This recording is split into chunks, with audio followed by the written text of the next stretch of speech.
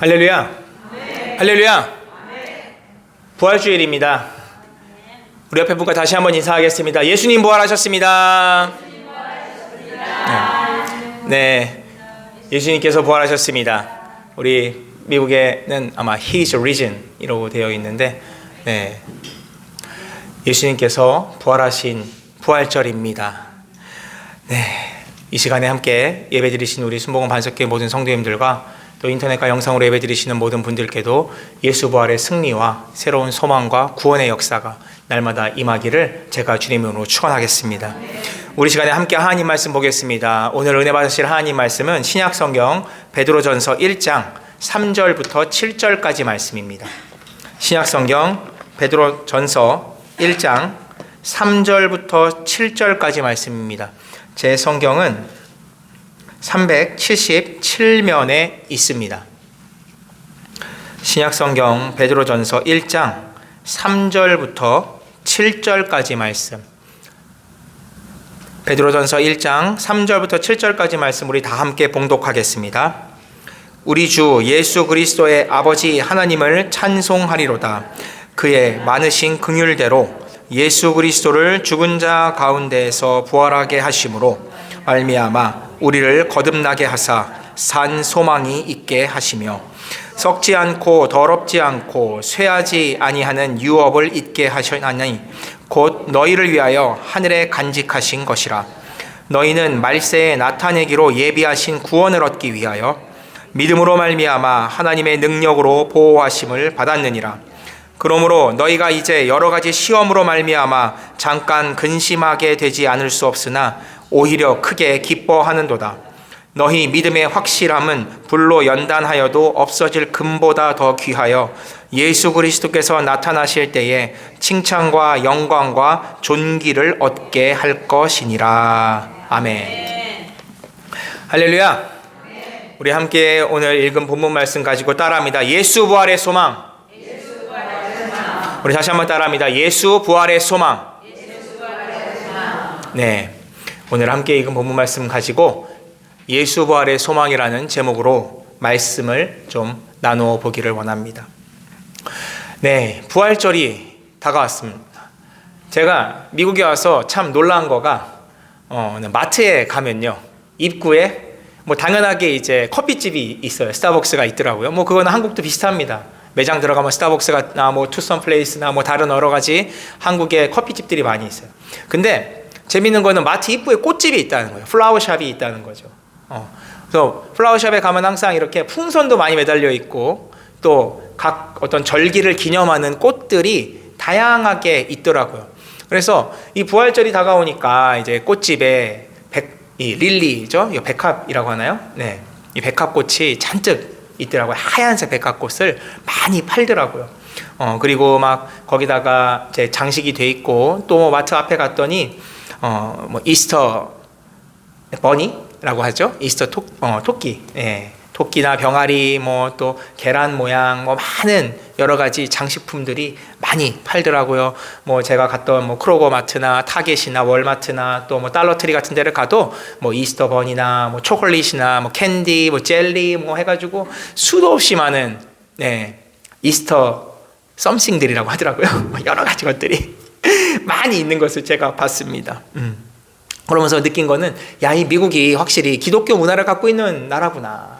기독교 문화를 갖고 있으니까 이렇게 부활절에 예수 부활에 대한 여러 가지 문화들이 있구나라는 것을 제가 보면서 참 많이 감동을 받았습니다. 근데 우리가 잘 생각해 볼 것은요, 이 부활이라는 것이 단순히 기쁨만으로 표현할 수 있는 것이냐라는 겁니다. 네, 단순히 초콜릿이나 계란이나 또 토끼로 해피하게 설명할 수만은 없다라는 것이 오늘 제가 드리고 싶은 말씀입니다. 고난이 없이는 부활절이 있을 수 없기 때문입니다. 또한 고난이 있기 때문에 우리가 부활이 있는 것이고, 그래서 이 부활절에는 반드시 십자가의 은혜가 있어야 될 것입니다. 고난에는 반드시 십자가 은혜가 필요합니다. 십자가가 있고 가시면류관이 있을 때 거기에 부활의 기쁨이 있는 것이고 감사가 있는 것이고 오늘 본문 말씀 제가 제목처럼 예수 부활의 소망이 있게 되나라는 것을 우리는 기억해야 될 줄로 믿습니다. 오늘 본문은요, 고난 중에 있는 디아스포라 교회를 향해 보낸 베드로의 서신, 편지입니다. 근데 특별히 오늘 읽은 이 본문 말씀은요, 서신 중에서도 시를 적어 놓은 부분입니다. 찬송시예요. 이 베드로의 찬송시.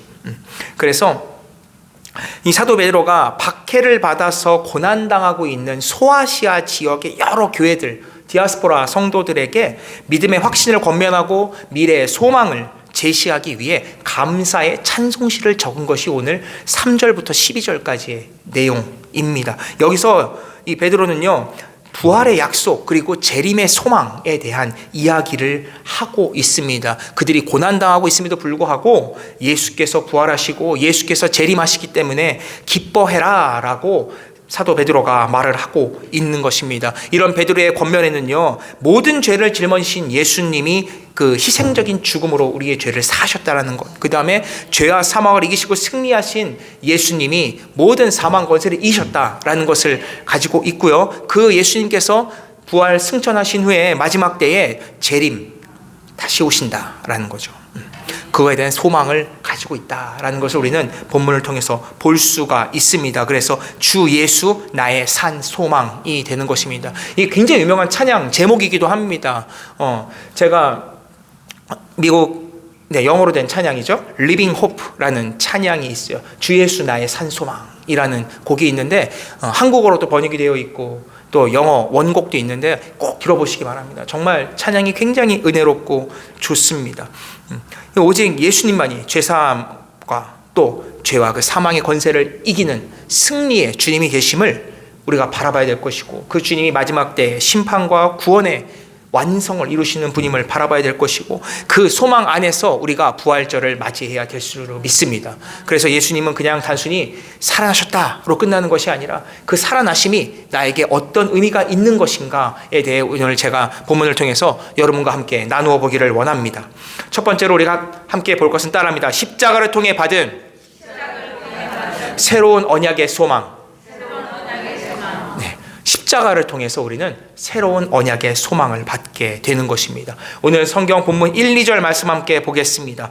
예수 그리스도의 사도 베드로는 본도, 갈라디아, 갑바도기아, 아시아와 비두니아에 흩어진 나그네 곧 하나님 아버지의 미리 아심을 따라 성령이 거룩하게 하심으로 순종함과 예수 그리스도의 핏부림을 얻기 위하여 택하심을 받은 자들에게 편지하노니 은혜와 평강이 너희에게 더욱 많을지어다.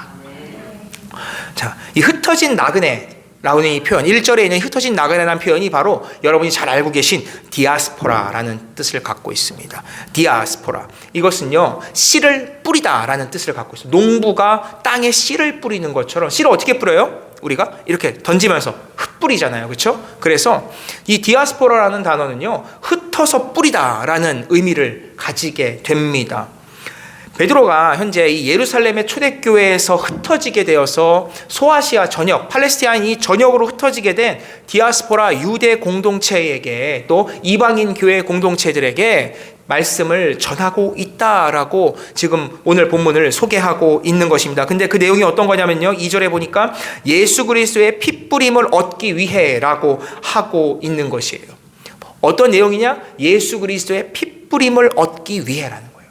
이것은 구약에서 우리가 제사를 드릴 때 제사법을 보면요, 동물을 이렇게 잡잖아요. 그렇죠? 동물을 잡아서 목을 이렇게 해서 피를 받습니다. 피를 대접해 받아요. 그리고 그 피를 제단에 뿌립니다. 제사장에 그 짐승의 피, 제물의 피를 이렇게 뿌려요. 그것처럼 어린 양으로 오신 예수 그리스도의 그 피가 십자가에서 흘러내린 그 보혈이 우리 가운데 뿌려졌다라는 것을 이야기하고 있는 것입니다. 구약의 제사가 이 신약에서 예수 그리스도의 십자가 보혈로 대체되었다, 완전하게 대체되었다라는 것을 의미하고 있는 것이에요. 그래서 구약의 이 돌판에 새겨진 언약에서 지나서 이제는 우리의 마음판에 새겨진 보혈의 언약, 보혈로 그린 자화상이라고 조영기 원로 목사님께서 생전에 어떤 설교 말씀에 말씀하신 적이 있습니다. 보혈로 우리의 모습이 그려진 것이고 보혈로 우리의 자화상이 새겨진 것이죠. 우리 가운데 보혈이 피를 뿌림 받게 된 것입니다. 그래서 택하심을 받게 된 것이에요. 택하심 받은 자, 하나님이 그들을 선택하신 것이고요. 성령이 그를 거룩하게 하셔서 성령께서 우리를 교회로 인도하시고 교회 공동체를 이루어 나가게 하신다는 것입니다. 그러므로 베드로는요, 이 하나님의 역사, 삼위일체 하나님, 아버지, 예수님, 성령님의 그 삼위일체 하나님께서 교회를 이끄시고 또 교회를 때로는 흩어지게 되지만 그 가운데서도 교회를 성장시키시고 교회를 뿌리내리게 하시고 복음이 전해지게 하시고 그들에게 은혜와 평강이 임하게 하신다라는 것을 말씀하고 있는 걸 믿는 여러분 되시기를 바랍니다. 그래서 이 초대교회는요, 흩어져서 그냥 지리멸렬하게 사라지게 된 것이 아니라 흩어져서도 여전히 생존하고 또 생명을 갖게 됩니다. 이들이 로마의 박해를 받았어요. 또한 유대인들에게도 박해를 받았습니다. 우리가 잘 아는 이야기 있잖아요. 우리가 사도 바울이 예전에 이름이 사울이라는 이름을 갖고 있었죠. 그 사울이 어떤 사람이었습니까? 유대 공동체를 찾아다니면서 예수 믿는 자들을 겁박하고 옥에 잡아서 가두는 일을 했습니다. 사도행전 8장 3, 4절에 보면 그 말이 나와 있어요. 사울이 교회를 잔멸할세 각 집에 들어가 남녀를 끌어다가 옥에 넘기니라. 그 흩어진 사람이 두루다니며 복음의 말씀을 전할세라고 말하고 있거든요. 자, 이게 어떤 얘기입니까? 사도 바울이 예전에 사울이었을 때, 율법 정신에 충만한 바리새인이었을 때 같은 동족임에도 불구하고 그리스도 믿는 자들을 잡아 가두는 그런 일을 했다는 것입니다. 그리스도 믿는 공동체는요, 동족인 유대인들에게도 핍박을 받고 있었습니다. 로마에게도 핍박을 받게 됩니다. 여러분이 잘 아시는 도미티아누스 황제 때의 박해나 또 네로 황제 때의 박해, 이런 것들이 그리스도 공동체들을 어렵고 힘들게 만들었습니다. 그럼에도 불구하고 예수 믿는 자들은 온 땅에 다니며 복음을 전했던 거예요. 흩어진 그곳에서 복음을 전하기 시작했고 예수의 말씀이 전파되기 시작했다는 것입니다. 이것이 어떤 것을 의미하냐? 사도행전 1장 8절에 말씀하신 대로 성령이 너에게 임하시면 권능을 받고 예루살렘과 온 유대와 사마리아와 땅끝까지 이르러 뭐가 돼요? 증인이 된다.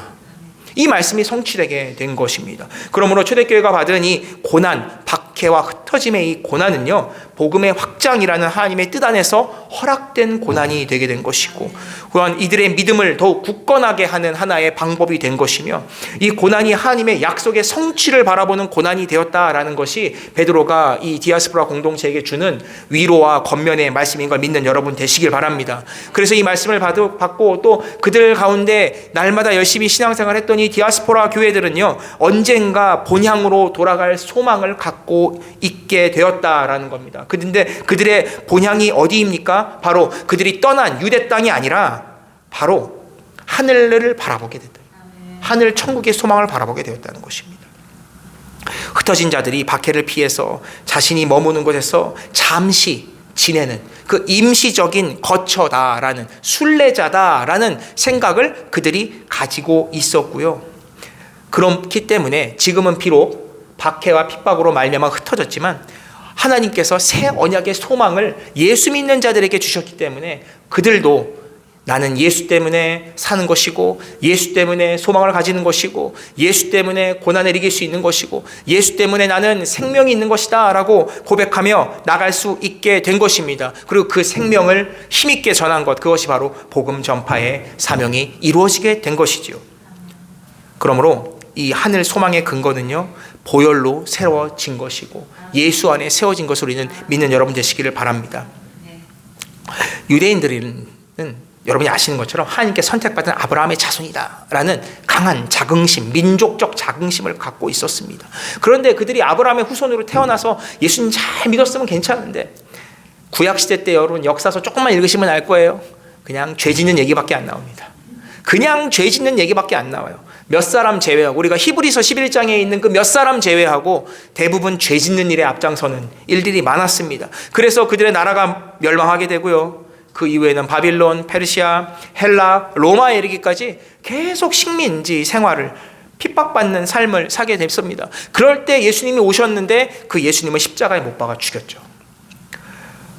그 이후에도 예수 믿는 자들을 핍박했던 것입니다. 이것은요, 이 유대인들에게 임한 그 복이 이제는 예수 믿는 공동체에게 이전되었다라는 것을 우리는 성경을 통해서 배울 수가 있습니다. 이제는 죽으시고 부활하신 예수 그리스도를 구주로 고백한 사람들이 바로 영적으로 아브라함의 자손이 되는 것이고, 영적으로 상속자가 되는 것이고, 영적으로 새로운 언약의 계승자가 되었다라는 것을 사도 베드로는 오늘 이 디아스포라 교회에게, 그리고 지금 우리에게 전하고 있는 걸 믿는 여러분 되시기를 바랍니다. 그래서 사도 바울이 빌립보서 3장 3절에 이렇게 말을 하고 있습니다. 하나님의 성령으로 봉사하며 그리스도 예수로 자랑하고 육체를 신뢰하지 않은 우리가 곧 할례판이라.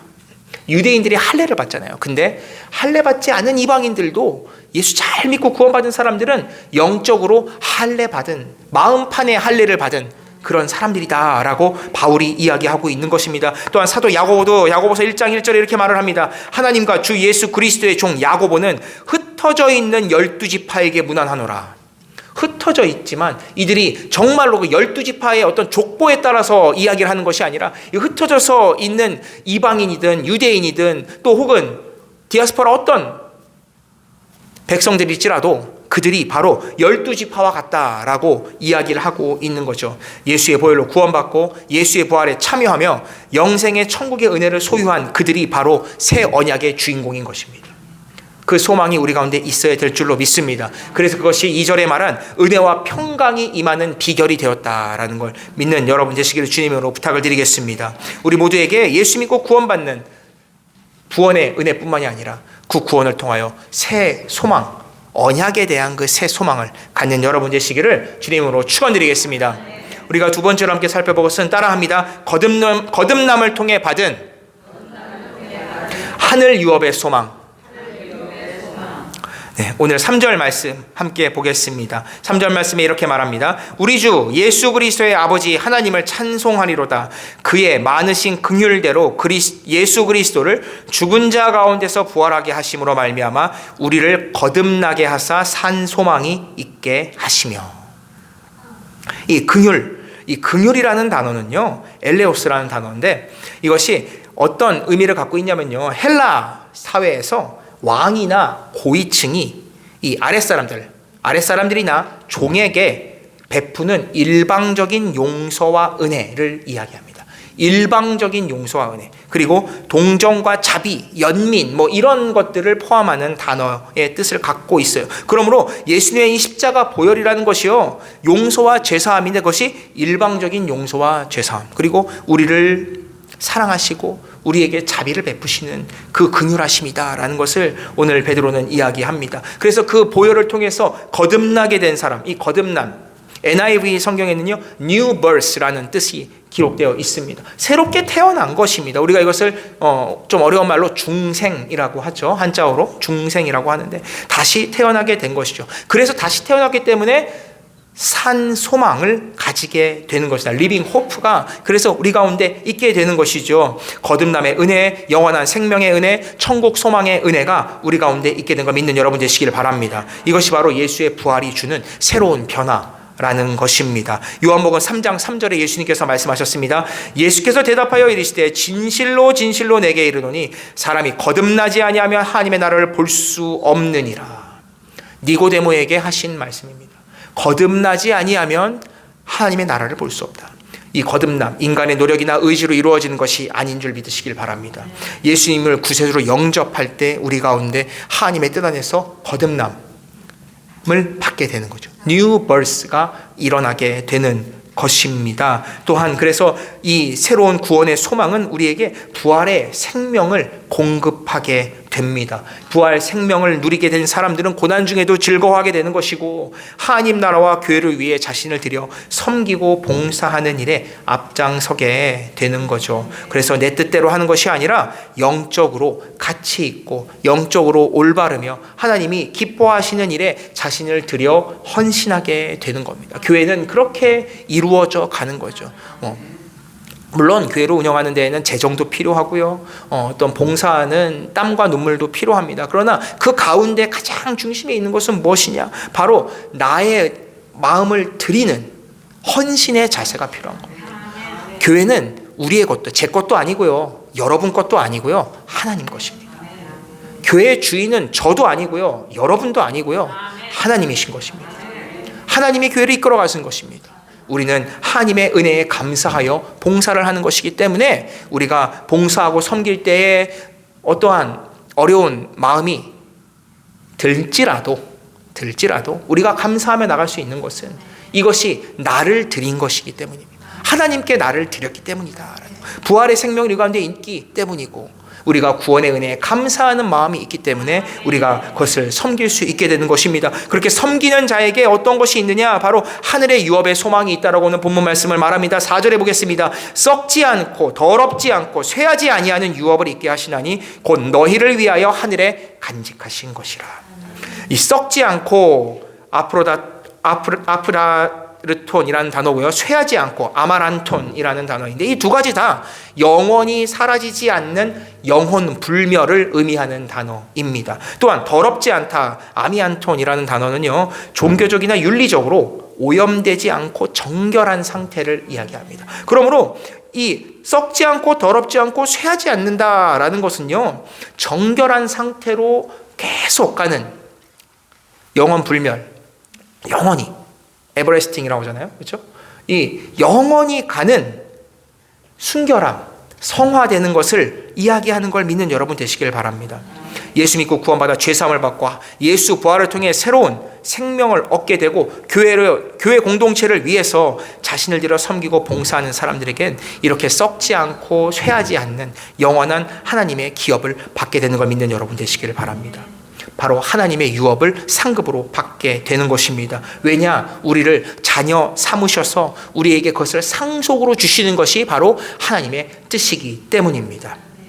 요한계시록 21장 7절 말씀 보겠습니다. 이기는 자는 이것들을 상속으로 받으리라. 나는 그의 하나님이 되고 그는 내 아들이 되리라. 이기는 자에게 이것들을 상속으로 받으리라. 내가 그의 하나님이 되고 그가 내 아들이 될 것이다. 이것이 마지막 때에 기록된 예수 그리스도의 그 말씀임을 기억한 여러분 되시기를 바랍니다. 구약의 백성들은 모세와 여호수아를 통해서 약속의 땅 가나안을 받았습니다. 그 땅에 진입을 했어요. 근데 그 땅에서 무엇을 했습니까? 그들이 죄와 불순종으로 멸망하고 주님께 죄를 짓는 그런 안 좋은 일들을 많이 했습니다. 그래서 그들은 그 땅을 빼앗기고 그 땅에서 쫓겨나게 됐죠. 우리는 이것을 통해서 교훈을 얻을 수 있습니다. 가나안 땅은 젖과 꿀이 흐르는 땅이고 약속의 땅이지만 그것은 세상의 땅에 불과하다라는 겁니다. 우리 앞에 있는 이 세상의 땅이라는 거죠. 지금 이 교회 건물과도 같이 이런 건물이나 어떤 공간처럼 세상적인 존재다라는 것입니다. 그러나 예수 그리스도 안에 우리가 받게 된 하나님 나라, 이것을 좀 헬라어로 바실레이아 투 데우라고 하는데요. 바실레이아, 하나님의 나라. 이 하나님의 왕국은요, 사라지는 이 세상의 왕국과는 다릅니다. 사라지지 않는 영원한 나라인 것이고요.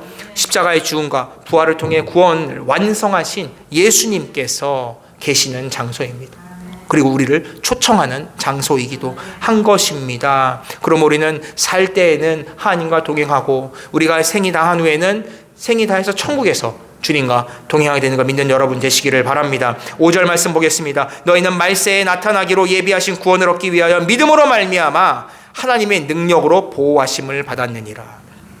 보호하심이라는 단어는 군사 용어에 해당이 됩니다. 그래서 마치 24시간 쉬지 않고 경계를 서는 군인들처럼 마지막 때에 심판을 이루시는 주님께서 마지막 때까지 우리를 쉬지 않고 보호하고 계신다. 마치 군대가 경계 근무를 서는 것처럼 하나님이 우리를 둘러서 진치고 계시고 보호하신다라는 뜻을 갖고 있습니다. 우리는 이것을 하나님의 동행하심, 보호하심, 하나님의 은혜로 말을 하는데 이것을 임마누엘이라고 말할 수가 있는 것입니다. 마태복음 1장 23절에 예수님에 대해 이렇게 표현하고 있어요. 보라, 처녀가 잉태하여 아들을 낳을 것이요 그의 이름을 임마누엘이라 하라 하셨으니 이는 번역한즉 하나님이 우리와 함께 계시다 함이라. 하나님 우리와 함께 계시는 것입니다. 우리를 보호하신 하나님, 우리에게 상급을 주시고 하늘의 소망을 주시는 하나님께서 우리와 함께 하신다는, 언제나 보호하고 인도하시는 하나님이 되신다. 이것을 우리가 임마누엘의 영성으로 가지고 가야 될 것입니다. 예수의 죽음과 부활은 그래서 우리와 함께 하는 것입니다. 이것이 그냥 쇼핑으로 혹은 문화로 어떤 우리 장식으로 데코레이션으로 끝나는 것이 아니라 우리와 함께하는 고난, 우리와 함께하는 부활이 되는 것입니다. 매일이 고난주간이고 매일이 부활절이고 매일이 추수감사절이고 매일이 성탄주일인 것입니다. 여러분 믿으십니까? 물론 우리가 절기를 기념해서 드리는 것이지만 우리의 마음 가운데 이것은 매일 가는 것이구나. 늘 항상 함께 가는 것이구나. 임마누엘의 하나님이 나와 함께 하시는 것이구나. 천국의 소망은 항상 나와 함께 있는 것이구나 라는 것을 생각하고 묵상하고 기도하는 여러분 되시기를 주님으로 부탁드리겠습니다. 우리 마지막으로 세 번째 볼 것은 따라합니다. 부활을 통해 누리는 승리와 기쁨의 소망. 네. 예수 안에서 참된 기쁨이 있음을 사도 베드로는 이야기하고 있습니다. 6절 말씀 보겠습니다. 그러므로 너희가 이제 여러 가지 시험으로 말미암아 잠깐 근심하게 되지 않을 수 없으나 오히려 크게 기뻐하는도다.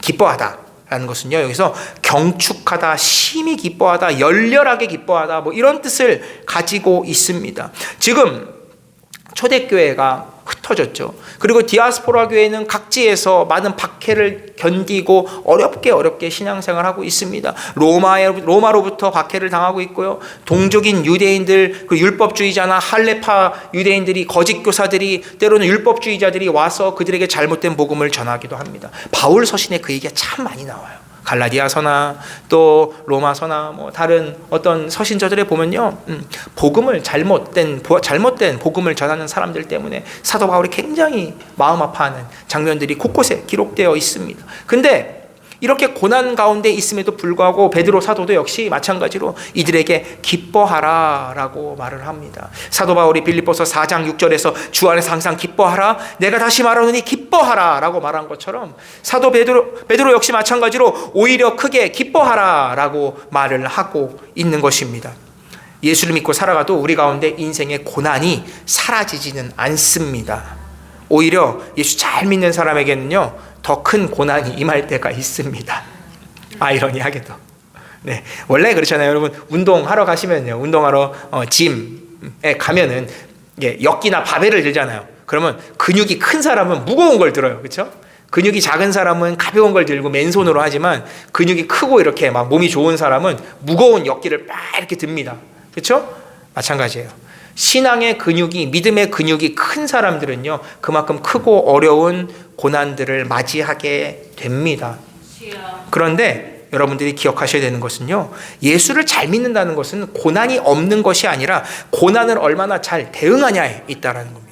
고난을 우리가 어떻게 받아들여야 될 것이냐, 고난을 어떻게 우리가 이해해야 될 것이고, 고난 가운데 우리는 무엇을 깨달아야 할 것이고, 고난을 우리는 어떻게 이겨야 될 것인가 라는 거죠. 이 해답이 로마서 8장 18절에 있습니다. 생각하건대 현재의 고난은 장차 우리에게 나타날 영광과 비교할 수 없도다. 무엇을 바라보고 이겨야 돼요? 장차 다가올 영광을 바라보고 인내하고 그것을 바라보고 기도하고 그것을 바라보며 믿음으로 선한 싸움을 싸워야 된다라는 것입니다. 그래서 사도 베드로도 이 고난당하는 디아스포라 교회들에게 너희들이 고난당하고 있지만 영광을 생각하면서 기뻐해라, 하늘의 복을 기대해라 라고 말하고 있는 것입니다. 그러므로 시련과 환난은 교회와 성도를 넘어뜨리지 못합니다. 오히려 더욱더 순결하게 만들고 더 주님께 집중하게 만드는 역할을 하게 된다라는 거죠. 7절 보겠습니다. 너희 믿음의 확실함은 불로 연단하여도 없어질 금보다 더 귀하여 예수 그리스도께서 나타나실 때에 칭찬과 영광과 존귀를 얻게 하실 것이니라. 이 믿음의 확실함이라고 되어 있는 이 개역 개정판에 믿음의 확실함이라고 되어 있는 것은요, 이전 버전인 개역 한글판에는 시련이라는 단어로 나옵니다. 헬라어 도키미온이라는 것은 증명 또는 시험이라는 뜻을 갖고 있어요. 불로 연단한다라는 것은 도키미온과 같은 어원을 갖고 있는 도키마주메뉴라는 단어를 쓰고 있어요. 그래서 믿음의 확실함, 때로는 증명과 시험이라는 것은 불로 연단하는 것과 어원이 같은 뜻을 갖고 있다라는 것입니다. 마치 금과 은혜 같은 광석에서 불순물을 제거하고 또 때로는 위조되어 있거나 좀 잘못 만들어진 것들을 진위를 가리기 위해서 불로 재련해서 검증하는 것 같은 그런 과정이 바로 믿음의 확실함을 불로 연단하는 것이다 라고 사도 베드로는 표현하고 있는 것입니다. 그래서 이 디아스포라 공동체에게 믿음의 불같은 시험을 이런 연단하는 것처럼 여겨라 라고 사도 베드로는 말하고 있는 것입니다. 이것을 통해서 디아스포라 공동체는 믿음의 진정성을 갖게 됩니다. 정결하고 순전한 믿음의 소유자로 변화되게 되고 자신을 더욱더 깊이 있는 신앙으로 인도하게 되는 것이죠. 그래서 장차 예수님이 오실 때는 그 마지막 재림하는 때에 구원의 완성을 보게 되는 것이고 존귀와 영광과 칭찬을 얻게 되는 것이다 라고 사도 베드로가 이들에게 말을 하고 있는 것입니다. 욥기서 23장 10절에도 같은 구절이 있습니다. 그러나 내가 가는 길을 그가 아시나니 그가 나를 단련하신 후에는 내가 순금같이 되어 나오리라.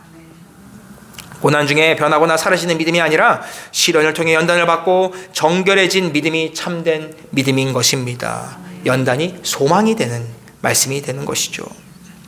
성도와 교회가 무너지지 않고 오히려 십자가의 부활과 믿음 안에서 순결하게 될 때 소대교회는 또 지금 있는 이 2026년에 우리 교회 공동체는 승리의 기쁨을 누릴 수 있게 되는 것입니다. 8절에서 9절 말씀 보겠습니다. 예수를 너희가 보지 못하였으나 사랑하는도다. 이제도 보지 못하나 믿고 말할 수 없는 영광스러운 즐거움으로 기뻐하니 믿음의 결국 곧 영혼의 구원을 받음이라. 이 베드로는 예수님을 모셨던 사람이기 때문에 예수님은 얼굴을 보는 사람이에요. 경험이 있는 사람이죠. 그러나 대부분의 이 흩어져 있는 성도들 중에는 혹은 이방인 성도들 중에는 예수님의 얼굴을 본 적이 없는 사람이 많습니다. 근데 베드로가 무엇이라고 말하냐면 너희들이 예수의 얼굴을 보지 못하였지만 너희가 보지 못함에도 불구하고 굉장히 신실하고 깊은 믿음으로 믿고 있구나. 너희에게 영광과 즐거움이 있을 것이고 너희가 구원을 받을 것이다 라고 말을 하고 있는 것입니다. 시험을 이기고 승리하는 영원 구원의 은혜를 너희가 선물로 받았구나 라고 베드로가 확신 있게 말을 하고 있는 것이죠. 고난주안과 이 부활절은요 마지막 때에 나타날 구원과 영원한 상급이라는 종말론적인 믿음 안에서 하나로 이어지게 됩니다. 고난이 있는 것이고요, 우리가 고난을 이기고 싸우는 순례의 길이 있는 것이고요, 우리 생이 다할 때 하늘의 영원한 상급이라는 이 하늘의 소망, 이것이 종말론적인 신앙과 믿음 안에서 하나로 연결되게 됩니다. 그것이 9절에 말한 믿음의 결국 곧 영혼의 구원이라는 거죠. 눈앞에 보이지 않는 예수님의 사랑으로 말미암아 시험을 이긴 디아스포라 성도들의 믿음을 본받아야 될 것입니다. 그것을 본받아서 지금 내 눈앞에 있는 고난을 바라보지 말고 이들이 하늘의 영광을 바라본 것처럼 우리도 하늘의 소망과 기쁨과 승리를 바라봐야 될 줄로 믿습니다. 예수의 죽음을 통해 나의 모든 시험과 고난의 문제는 죽었음을 고백한 여러분 되시길 바랍니다. 예수가 죽으셨으므로 우리의 모든 고난과 질병과 죄와 사망은 같이 죽은 것입니다. 또한 예수님이 부활하셨기 때문에 우리 가운데 새로운 언약을 통한 승리와 기쁨과 구원과 영광이 있게 되는 걸 믿는 여러분 되시기를 바랍니다. 그것이 바로 믿음의 결국인 것이고요, 그것이 바로 예수 부활의 소망이 되는 걸 믿는 여러분 되시기를 주님으로 축원드리겠습니다. 고난의 삶 가운데, 우리의 삶의 여러 가지 문제들 가운데 이러한 부활의 승리가, 영광이 항상 함께 나타나는 여러분 되시기를 주님으로 축원드리겠습니다. 우리 시간 함께 기도하실 때 하나님께서 우리 순복음 반석교회 모든 성도님들 가운데 함께하여 주시옵시고 예수 고난과 부활의 그 승리를 믿으며 나아가는 삶 되게 하여 주시옵소서. 예배드리는 모든 성도들 가운데 부활의 소망으로 말미암아 천국의 소망과 기쁨과 영광으로 바라보는 삶 되게 하여 주시옵소서. 우리 오늘 예배를 받은 은혜를 또 기억하면서 말씀을 생각하시면서 주님의 성호 세 번 부르시고 통성으로 함께 기도하겠습니다. 주여, 주여, 주여.